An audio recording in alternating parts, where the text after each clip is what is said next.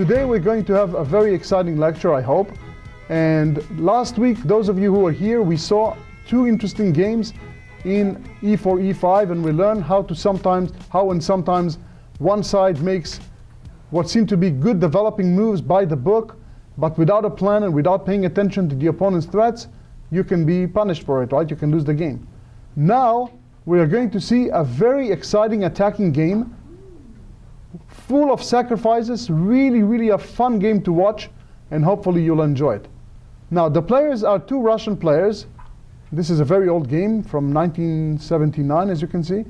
And the player with the white pieces, his name is Efim Geller. And he was a very strong grandmaster.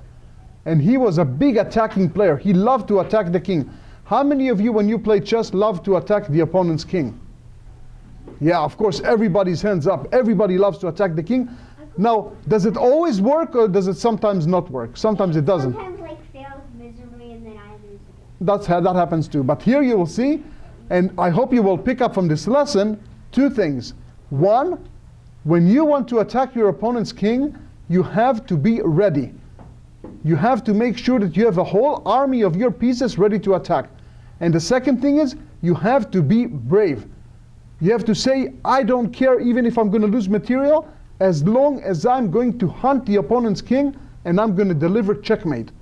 And something like this happens today.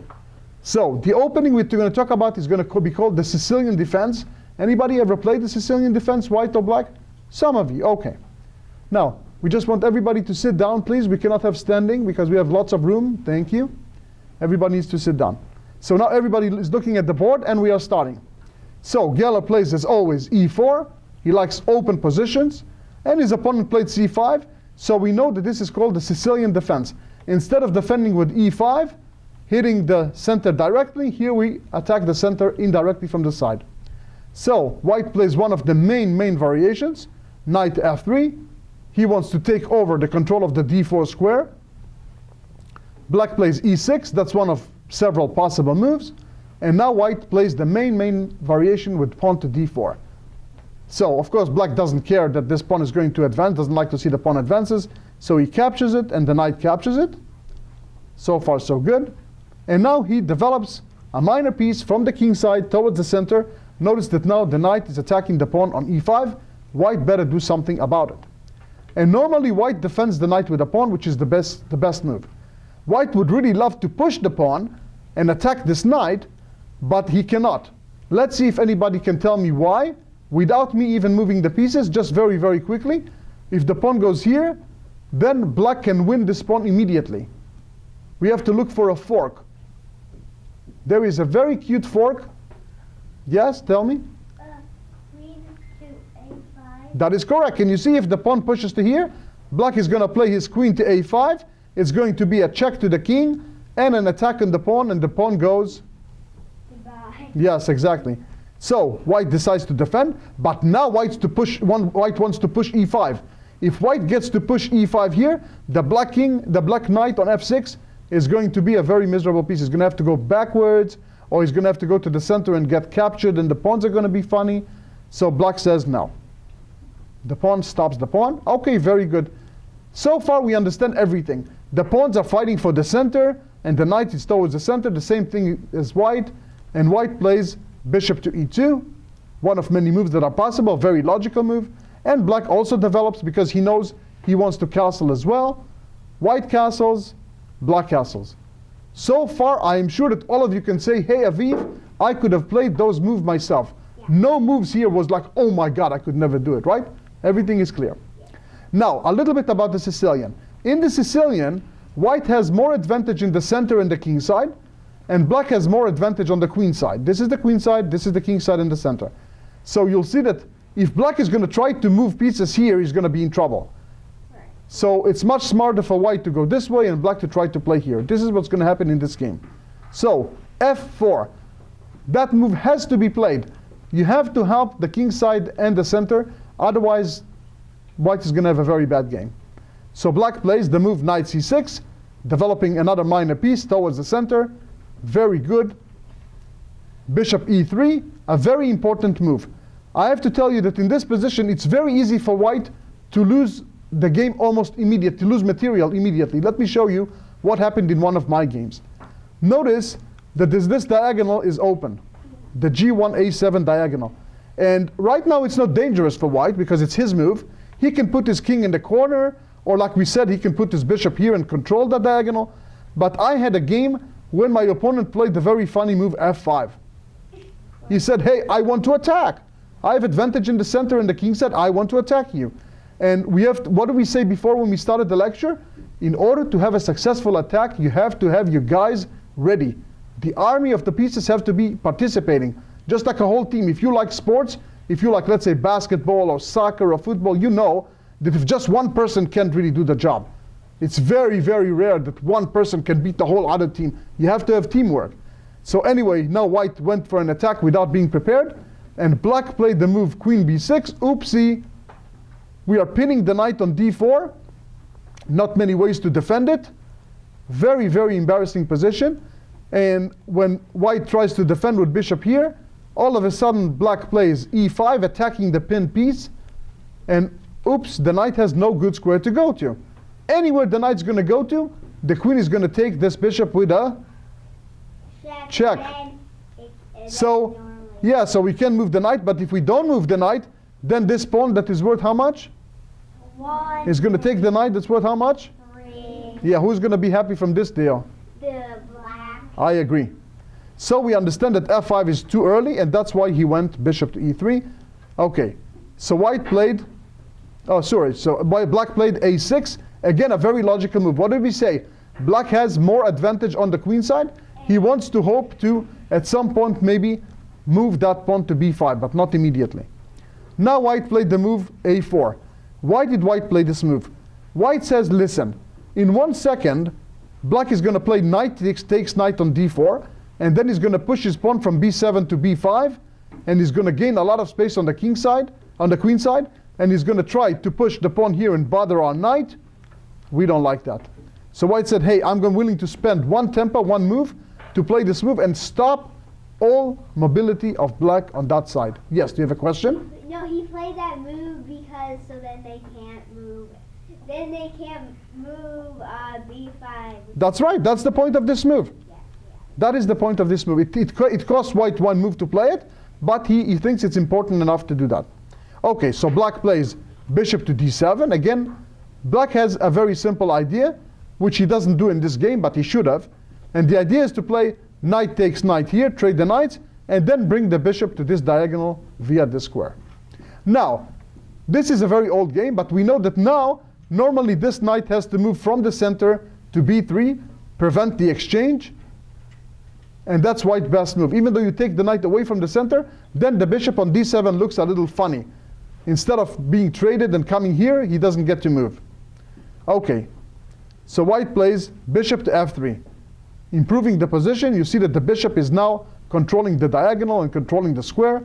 Very logical. Notice how both players have developed all their minor pieces. What did we call minor pieces? You guys remember? Knights and bishops, right? The knights and the bishops are the minor squares, and the rook and the queen are the major pieces, right? Very good. Now black played knight to a5. Okay, a very interesting move. He said, hey, if this bishop moved from e2 to f3, maybe this square can be mine. I like this square. I want to jump with my knight to c4. That's a beautiful square. So white played the move queen to e2, developing his queen, connecting his rooks.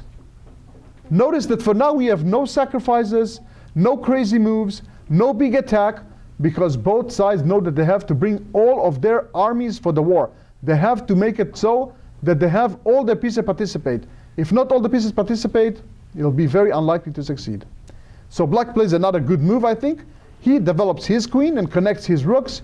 And again, he supports the c4 square to jump with his knight. Now it's time for white to make a decision. What to do? How do we start mobility? We know that already we brought the queen. All the minor pieces are developed. The center is controlled well by the white pawns and pieces. Now it's time to start an attack. Now, the move that I'm going to show you now might surprise some of you because we're not used to it so much. And I want to tell you, I don't want you to do it in every one of your games, in every one of your positions. We want to do it only in certain positions, like for example, in the Sicilian, this is an idea that works well. Take a look at the board. And guys, I'd like to see your faces and not your backs in the back. Thank you. G4. Wow. This is a move that deserves some explaining. We push the pawn in front of our king, the ones that usually defend our king, and we use it for an attack, mainly because we see we have so many white pieces here, black is not going to be able to attack the white king, at least not right now. But this move is going to gain space, and the idea is very simple. We want to move push the pawn to G5, kick that defending knight away from F6, and gain more and more space on the king side. Now, here black made a very bad move, and I will explain it. He said, uh-oh, white is about to go G5, and my knight will have to go to E8, where else? And I don't like the fact that my knight on E8 is going to disconnect my rooks, and then this rook will not have any moves. I want to activate this rook first, and then I don't mind that my knight comes to E8. But I will explain to you very shortly why this is a bad idea. I will tell you, I promise. Instead, it was time to play the move knight C4. He planned to do it, he should have done it now. If white plays G5, then the knight goes to E8. Okay, white has a little more space, but black has some threats of his own, and the game would be completely different. Instead, black played the move rook F to C8. He wants to work on the queen side where he has more space, and he says my rook is going to help the queen on the semi-open file, on the half-open C file. So white played the move G5, and the black knight had to go to E8. Now I want to take a little pause, and I want everybody to look at the board and tell me if you understand what I'm about to say.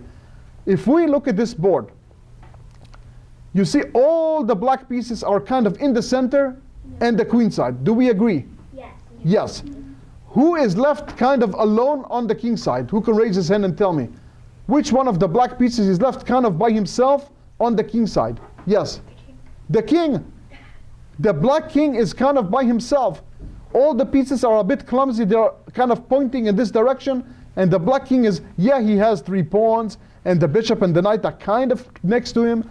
But you will see that the black king is actually by himself, and that is bad news. Always keep some pieces next to your king in case you need them for defense. Now, Geller, who is a big attacker, now he says, okay, time to move forward. And the attack begins. F5. Monster move. Beautiful move. Look at those pawns on G5 and F5. They take so much space. How many of you who were here last week remember we talked about space? Some of you. Let me remind it and let me talk about it to the guys who were not here last week. We describe space as follows. We say that we cut the board, look at the board, we put an imaginary line right down the middle. 4 for white, 4 for black. And now, every piece that is crossing that halfway mark, crossing the line, or it aims beyond the line, we give it 1 point. So for example, this pawn is on the 5th rank, beyond the mark, beyond the halfway line, beyond that imaginary line, we give it a point. It controls this square, that's another point. It controls this square, that's another point, that's already 3. So 4, 5, 6, 7, 8, 9, 10, 11, 12, 13, 14. Did I miss anything? I think 14. Now let's check for black. The queen. Oh, the queen, you're right. Queen here and queen here, right? 17, perfect answer, thank you. And the black has 1, 2, 3, 4, 5. Who has more space? White. By a lot. Yes, by a lot. This is the beginning of bad news for black.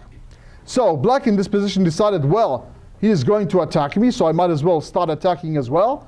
Finally, the knight lands on the square he intended to come to, C4. But now, white said, you know what? I'm going to keep attacking you. And now he thought to himself, when I look at the black army, I find that one square is very, very weak. If you remember last week we were talking about weak squares. Let's see if one of you can tell me what is the weakest square in the white army. How do we figure that out? Let me give you a tiny hint. You have to look for a square that is not very well protected, that is not very easy to defend with more pieces, but the opponent's pieces, in this case white, they have chances to attack it somehow. So what square or squares right now look really weak in the black army? Yes, you. H5. Okay, H5, but I prefer something that has something on it, like a pawn or a piece, or so H5 is weakness. I agree completely. You'll see how right you are in just about 1 minute. Yes? I think Tell me the name of the square. I think H7. I agree, H7 is weak. Totally right. What else is weak? Yes? F7. F7. Correct. You want to say more? Yeah? G7. Yeah, G7, but G7, notice the G7 is protected by the king and the knight, and I can also bring a bishop, right? So that's probably not so much of a weakness. Yes? F2. F2 right here? Really? How many pieces are defending it with white? 1, 2, 3, 4. And how many black pieces can get there? 0. No, so that's not really a weakness, right? We have to look, and again, remember we talked about the black army. We are looking at this game from white's point of view. So look at the next move white played. Everybody pay attention. Bishop to H5. What a move. Now that is a very serious move. This move has such a strong threat. Let's see if one of you who has a good tactical eye can tell me what is white threatening. I know it's black to move, and you'll see that black tried to defend against it. But let's pretend that black plays some funny move, like let's say rook to b8. What is white threatening? He has a really strong threat. It looks like it's a sacrifice, but it's not even a sacrifice. Yes? It's threatening check. Yes. He wants to play bishop takes f7 check. And let me show you what I mean. Let's pretend black plays some move on the queen side. And then I'm going to play bishop takes f7 check. And the king will have to take it. Now my pawn goes, pawn takes pawn, double check. Not only is the pawn giving check, but the rook on f1 is giving check. And it's a discovered check too, correct, by the rook. Notice that my knight on d4 is protecting the pawn on e6. What a disaster. Yeah. Black lost 2 pawns, is about to lose the bishop. So I sacrifice my bishop for 2 pawns. Now you have to move your king somewhere. I'm guessing you're going to move it here. And then I can play, for example, knight to d5. Who is better in this position? Definitely white. Like White is just all over the black pieces. I mean, black is just lost. So, okay, we know what the threat is.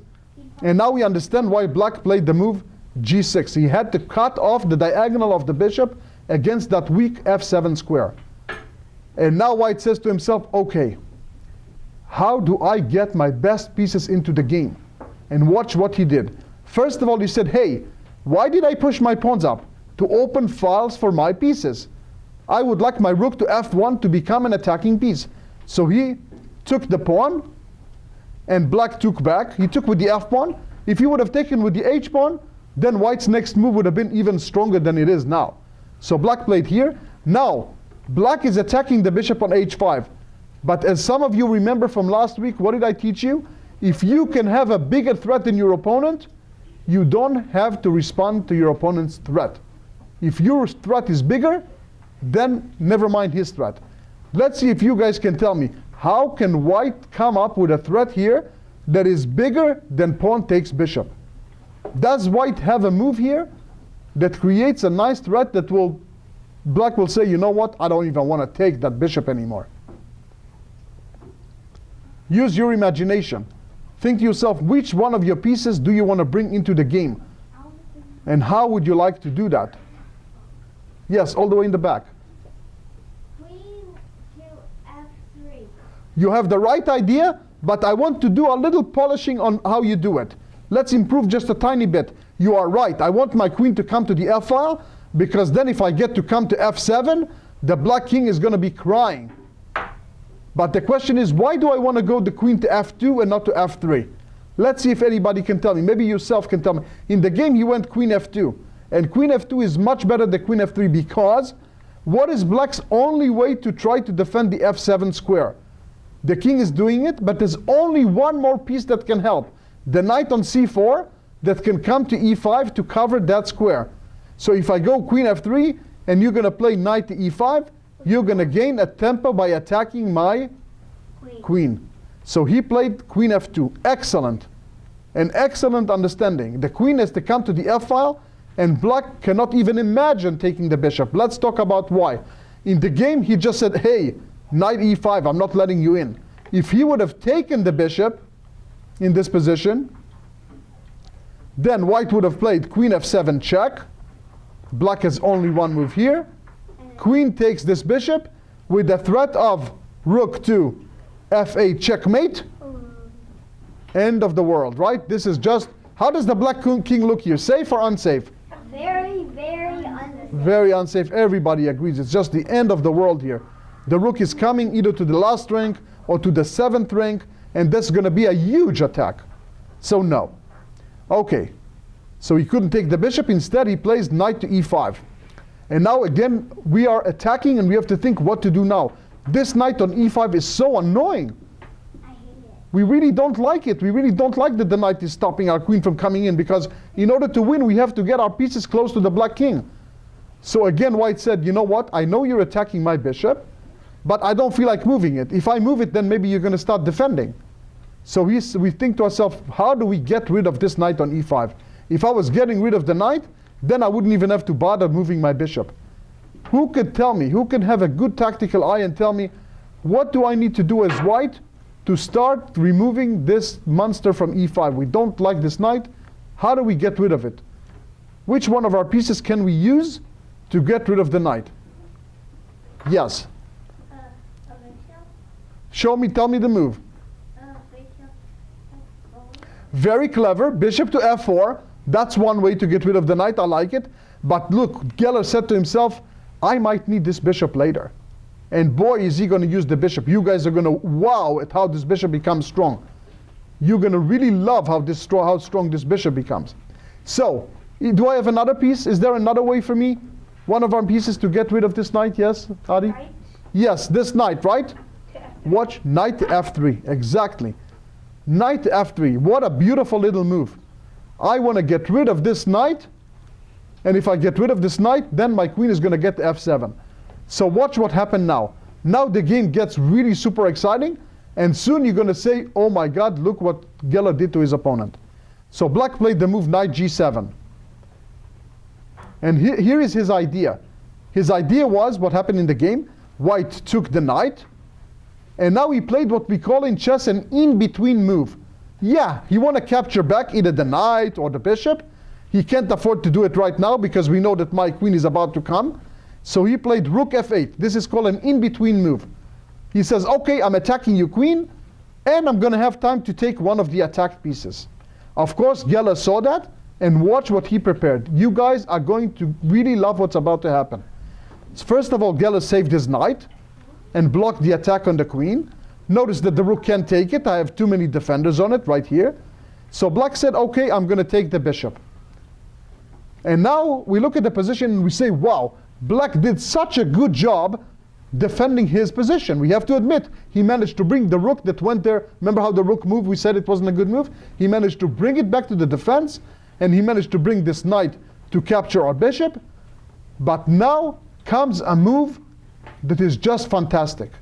Hands down, wait a minute, I want everybody first to look at the position, because that move is really tricky. You think to yourself, what?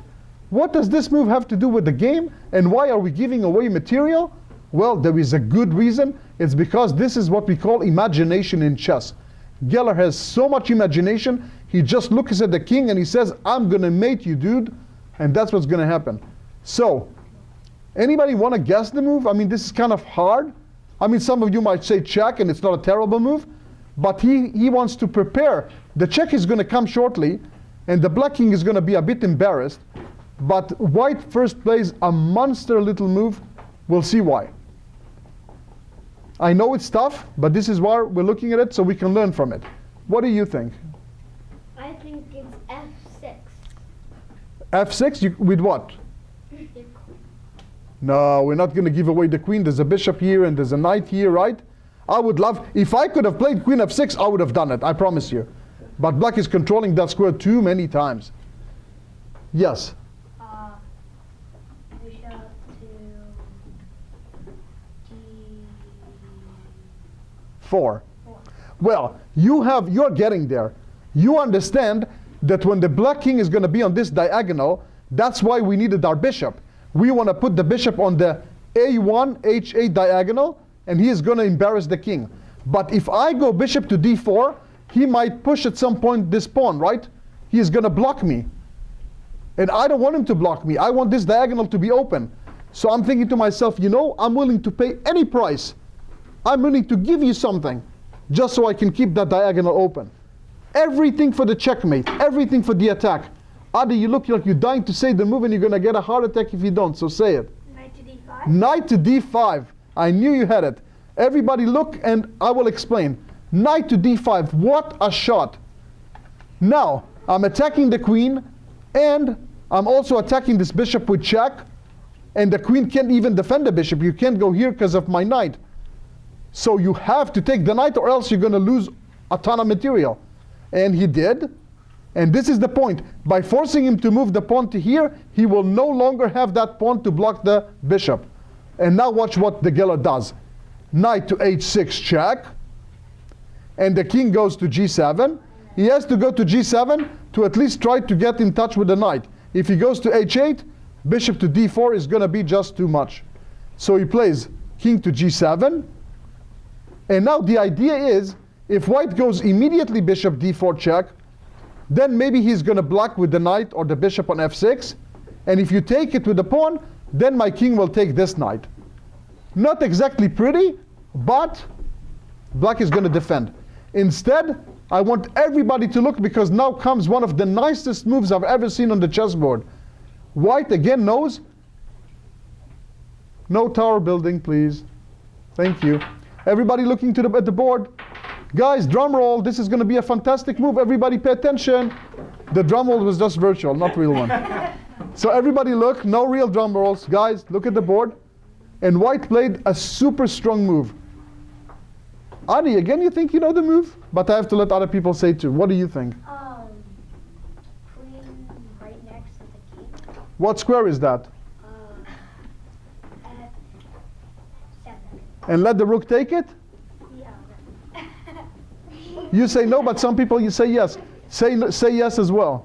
No. Say yes. He's going to do it. Look what he does. Queen F7 check. What? Yes, exactly. Yeah. Exactly. When I saw the game, I also asked, what? Yeah. But this is working. This is wonderful. Watch what happens now. Yeah. Everything for checkmate. We are willing to give any pieces we have to, but we're not sacrificing them crazily. We have a plan. So, well, you got to take. And now, rook takes. And the poor king has to go to the corner, the only legal move. And now we understand the idea behind that crazy move, knight d5. Why did we give? Who's going to know calling the move? I want to see only hands up. Anybody knows what white will play here? Yes, what do you think? First row? D4. With what piece? Bishop D4. Correct. Bishop to d4. What a beautiful attack against the king. Everything is just, all the white pieces are just attacking the king.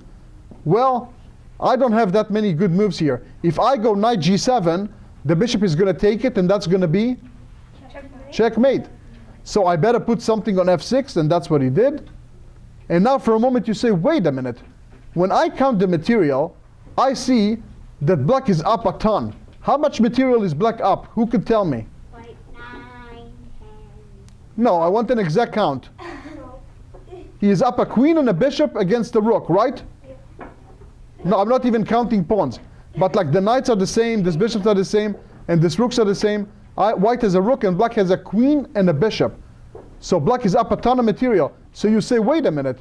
If I just play, let's say, if I play bishop takes bishop, then the knight is going to take and there's no mate. And you down a lot of material. No good. If I play pawn takes, then also nothing. But watch what Geller does. Geller plays rook takes f6. Oh, yeah. And what is the point? If knight takes f6, bishop takes 6 is Checkmate. mate. The knight and the bishop are mating the poor black king. How beautiful. So in this position, what can you do? Of course, black resigned. He had to resign. But let's do one more exercise. What would have happened if knight g7? Wait, we're not done with this game yet. What happened if knight g7? Who could tell me what did Geller planned? He had a very good plan against knight g7. Who could tell me what it may be? Yes? Rook to No, we can't go to f8 yet because there's a rook here, right? So what do? Look at this bishop and the long diagonal. And look at this knight feeling a little unhappy. How do we work all our pieces to do that? Adi, tell me. Rook f7. Rook f7. Watch this, guys. Rook to f7. My threat is bishop takes g7 checkmate. Rook g8. Let's pretend I go rook g8. Take. Bishop takes g7 check. The rook must take. Oh, I know. Rook to f8 check. Yeah. The rook must go back. And rook takes rook is? Checkmate. What do we think about this game by Geller? A monster game, huh? Okay. This is how we attack the king. This is how to conduct an attack. That's a beautiful way to conduct an attack against the king. But now the material is equal. Well, yeah, the final position, the material is just about equal. That is fair to say. I agree. Okay, guys. Now, I hope you guys understood the game. First of all, we have more stuff to do. We're not done yet. But I hope you understood what happened in this game. Both sides built a good position, took control of the center, castled with their king, made sure that all their minor pieces were developed. But then when black wasn't fast enough on the queen side, white started attacking furiously on the king side. We saw that the worst part that happened to black was the moment that his king was left alone around this stage. This was right here. Rook fc8, and after g5 and f5, the black king became a bit unsafe by himself. If the rook was still here on f8, then bishop h5 trying to attack f7 would not have been possible. Yeah, and then of course it will be much harder for white to win. Then it'll be a whole different game. Okay guys, now we're going to see another position. And again, the theme of this position is going to be about king safety. This is our exercise, and after this exercise, I'm going to show you a problem, and the problem has a story. And this is going to be one of the nicest things you've ever seen. You know, I always like to finish my class with a beautiful little position. Let's take a look at this position and try to find out what to do. We are watching this position, and what do we see? We look at the position, we see king safety. The white king looks completely safe. He is behind his pawns, he is well sheltered. Black doesn't even have a check. We look at the black king and we see, he might be under a little trouble. The queen is very aggressive, the white queen, and the knight is very aggressive. And plus there's a rook on the file and a bishop. But then when we count the material, we say that black is not up anything, right? He's not winning on anything. So he's not like he is just winning and white has to hurry. But white says to himself, right now, the rook and the bishop are not developed. My pieces are all attacking. And it's time for me to see, do I have something to do about it? Before black's complete his development, before black is saving the game, do we have anything in this position? Do we have anything to help continue the attack? Notice that right now, it looks like everything is protected. The queen cannot take on h7, guys, because the knight is on it. The queen cannot take on f7, because the queen is on that pawn. So it looks like everything is defended. Black really wants to play the move bishop e6, for example. Then he's going to develop the bishop, and then he's going to bring the rook into the game. If that happens, I think that black is going to be okay. So I'm going to give you about 1 minute to look at the position. Use your imagination. You can't move the pieces, obviously. You just have to do it in your mind. And think to yourself, what would you play here if you were white? All hands down.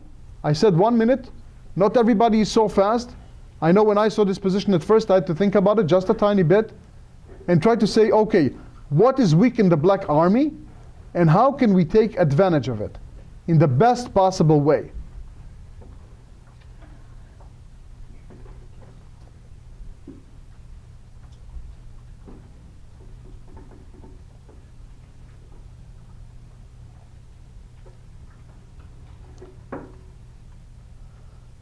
Okay, yes. I would love to do that, but what about the knight on f8? He's going to take me, right? No follow-up. Yes, in the blue shirt. Bishop to e8. I have to tell you, I like this move. That looks like a very clever move. You say, hey, my bishop is now participating. He's going to attack the f7 pawn. Maybe I'm going to get it. But I think if you play bishop to e8, can I play bishop to e6 and defend my stuff? And my rook is attacking this bishop as well? So again, a good move, but not quite enough, right? Black is defending like a lion here. He refused to lose. Who else? Yes? Bishop d4. Another idea is to play bishop c4, again, piling up against the weakness on f7. I see that all of you agreed that the f7 pawn is not a great pawn for black. But one more time, I might play the move bishop to e6, cutting off the control of that bishop. So bishop c4, bishop to e6. Black is really, really trying to defend his best. So what should we do? Again, I want everybody to take a look. Hands down, Adi, just for 1 second, because I see that you're the only one who is ready with an answer. Use your imagination, kids. Remember what we saw. What did Geller teach us today? He taught us if we see a checkmate, if we see an attack that the opponent cannot save, then we can afford to be brave about it. We can use our pieces, our forces smartly, and we can punish the opponent. How to do that? Yes? Knight h7. Again, I would love to take on h7, but when the knight takes me, then what? The queen takes it. And then the king takes? Queen. Yes, but then my black king is going to take the queen. Look at this. If the knight takes here, then my knight will take. And if the queen will take, then the king takes because the queen is not protected. And who is winning? Black. Yeah, we don't want to lose, right? Okay, all the way in the back. Rook to d7. Wow. What is this move? Rook to d7. Good one. My knight can take it, and my bishop can take it, and my queen can take it, and you play rook d7? Yeah. Say yes. Yes. That's right. Let's see this move. Very good move. Look at this, guys. Rook to d7. What a surprise. Let's try to understand why are we putting the rook when 3 different pieces can take it. Well, of course the queen can't really take it because there's a bishop defending it.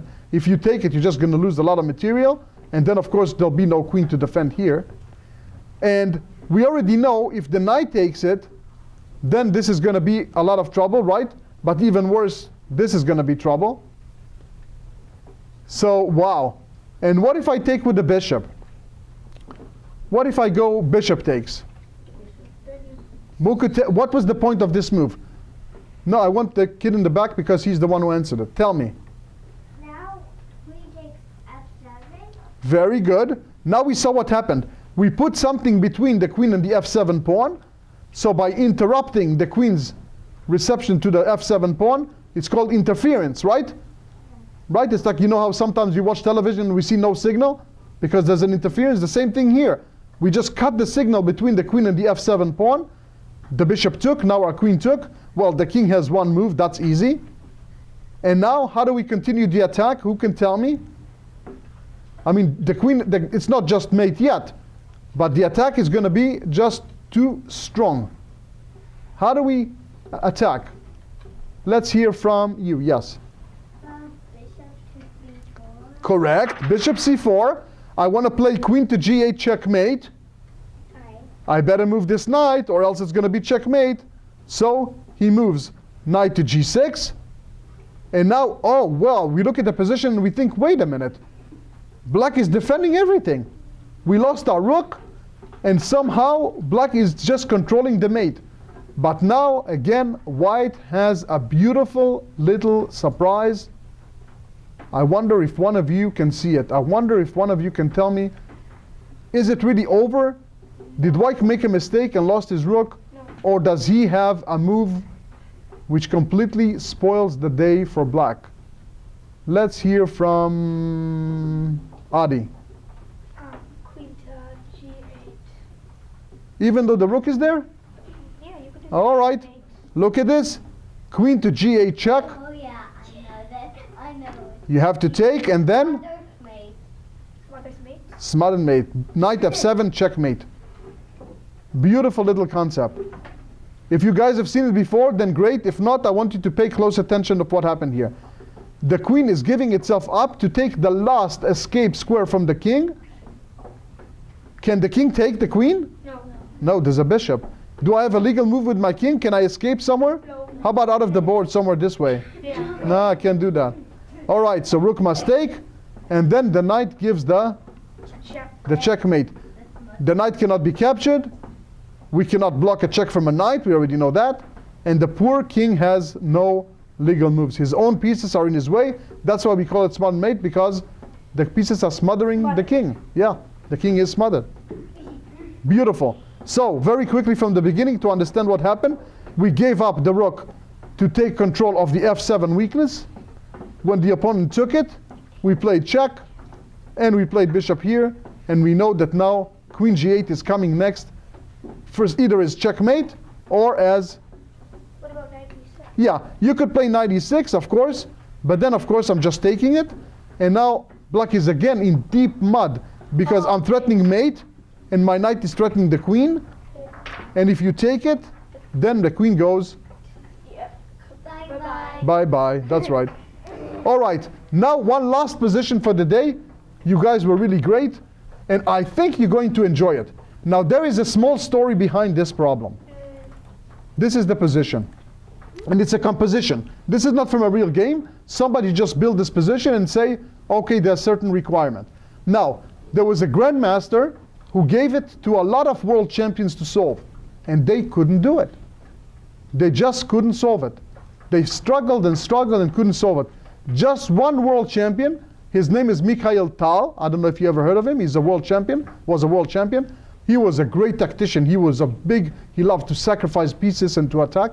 And he, for 1 hour, he was wondering about this position without a board. He was just like taking a walk and thinking about the position in his mind, and then he solved it. And I'm going to show you what the solution is. When you look at the position, you think, that's not interesting. White is down a piece, and those two pawns, they look like they're about to queen. Like maybe you can play something like pawn push, and then the other pawn is going to queen. And the worst part is, if white makes a queen on his own, then knight f7 is going to be a fork. Check and forking the queen. So this looks, yeah, you can promote to a knight, and then it's going to be kind of even material, right? It's going to be very hard to win. Do you agree? Yeah, black has more pawns even. But believe it or not, this position is white to move and win. Now, let's be fair. If the world champions couldn't solve it, it's going to be a little hard for the class as well, right? No. No? I think so. Yes. I think so. But I'm going to show it to you, and I think you guys are going to enjoy it. So let's pay attention to what white did. White, again, what is this going to teach you? It's going to be very hard to do something like this in your own game, because this is like a big example. But what I hope it's going to teach you is how to use your imagination and be creative. Even when the position looks like it's a bad position, like it's not so fun, you are going to use your imagination, and you're going to really find something. And this is, look what white found. So white played knight f6 check. And okay, now the black king doesn't have many good squares, because if the black king goes to the last rank, like let's say here, then the pawn is going to queen with check. Yeah, then white is going to win easily. He's going to have an extra queen. And so he plays here to attack the knight. You cannot play king here. If you play king here, then I'm going to play bishop h5 check. And then notice that I take care of that square. Then I can make a queen, and you will not have your knight fork. So I'm going to make a queen. I'm going to have an extra queen. That's no good. Okay, so we understand. Black has to go to g7. Now the knight gave a check on h5. Such a tricky guy. So you cannot go to the last rank, because I'm going to make a queen. Agreed? And I'm winning. So he went up. Oh, knight. And then look what white did. He plays bishop to c2 check. And some of you might say, Aviv, not only are you down a piece, you're about to lose your knight. Why are you giving your knight? Again, imagination. Look at what white wants to do. King takes knight. Now white did another move that seemed like it's crazy, but it has a good logic. Queen. And you say, wait a minute, didn't you tell us that black is going to have a fork? Okay. So he forks, and the black king doesn't even bother to protect his queen. And then check, king f5. Now maybe some of you might have a little imagination on what happened here. We gave up a piece. We gave up our very strong pawn, pass pawn. But the black king is feeling a little unsafe. He has no moves, and he might get mated. Can everybody see that the threat is bishop to d1 checkmate? Yeah. Oh yeah. All of a sudden, wait a minute, let's take a look. So now all of a sudden we understand. White wasn't just crazy. He gave up his knight and he gave up his passed pawn in order to put the king in a box, in a mating, we call it in chess, we call it the mating net, like the kind of net that you fish with, and now the king is stuck. What is the only move on the board now to prevent checkmate, Adi? D2. You have to play E2. Yeah, E2, the only move. So now watch how the bishop is going to drive the black pieces crazy. Now he goes bishop to E4. My idea is to play bishop to here, checkmate, bishop F3. What is the only move on the board to stop bishop F3 checkmate? Wait, not somebody else. Yes? I think All the way in the back. Say it. E1 equals knight. Correct. You have to make a knight. You must stop my checkmate. Okay, so now the bishop went to here. And now the bishop is saying, you know what? All I want to do is I want to come here, and then I'm going to come here, and I'm going to checkmate you, and you knights are too clumsy to do anything. So black has only one way to try to stop that annoying checkmate. He has to push his pawn, and when the bishop comes here, he has to make a knight. He has to stop this bishop E2 checkmate. But now, white continues. The bishop is continuing to be a super annoying piece. Bishop to B5. Now I want to go bishop E8 checkmate. So the black knight has to stop it. And now white plays the very annoying move bishop A4, and there is no way to stop bishop to D1 followed by checkmate. White wins the game. You can block with one knight, you can block with the other knight, but I'm just going to take everything on the diagonal, and it's going to be a checkmate. So watch how bishops, that's why we say that bishops are stronger than knights. When there's an open board, look how clumsy those knights are. There are 4 knights against 1 bishop.